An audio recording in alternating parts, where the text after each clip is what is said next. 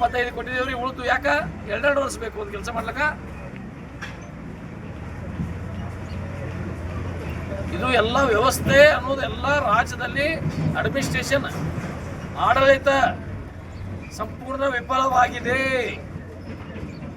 ನನಗೆ ಮನಸ್ಸಿಗೆ ನೋವಾಗಿದೆ. ನಾನು ರಾಜೀನಾಮೆ ಕೊಡುವ ನಿಟ್ಟಿನಲ್ಲಿ ನನ್ನ ಮನಸ್ಥಿತಿ ಬಂದಿದೆ. ನಾನು 2 ದಿನದಲ್ಲಿ ಹೋಗಿ ಮುಖ್ಯಮಂತ್ರಿ ಭೇಟಿಯಾಗಿ ರಾಜೀನಾಮೆ ಕೊಟ್ಟರು ಅದಕ್ಕೇನು ಭಾಳ ಆಶ್ಚರ್ಯ ಇಲ್ಲ. ಸರ್ ವರ್ಕ್ ಆರ್ಡರ್ ಯಾಕೆ ಕೊಡ್ತಾ ಇಲ್ಲ ಸರ್ಕಾರದಿಂದ?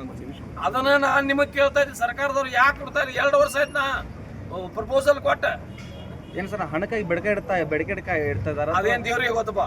ಈಗ BR ಪಾಟೀಲ್ ಹೇಳ್ತಾ ಇದ್ದಾರೆ ನಮ್ಮಲ್ಲಿ ಹಂಗ ಆಗ್ತಿರ್ಬೇಕು. ಮತ್ತ 2 ವರ್ಷ ಕೊಡ್ತಿದ್ರ ಅರ್ಥ ಏನು?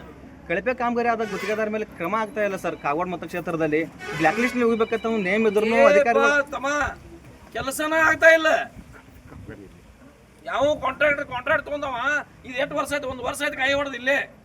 ತಂಗೋಡ್ರಿ ನೀವು ಇದ್ರಿ 1 ವರ್ಷ ಆಯ್ತು ಇಲ್ಲೇ, 1 ವರ್ಷ ಆಯ್ತು ಅವ್ನು ಕೈ ಹೊಡೆದ, ಇನ್ನ ಕೆಲಸ ಮಾಡಲಿಲ್ಲ ಅಂದ್ರೆ ಏನು?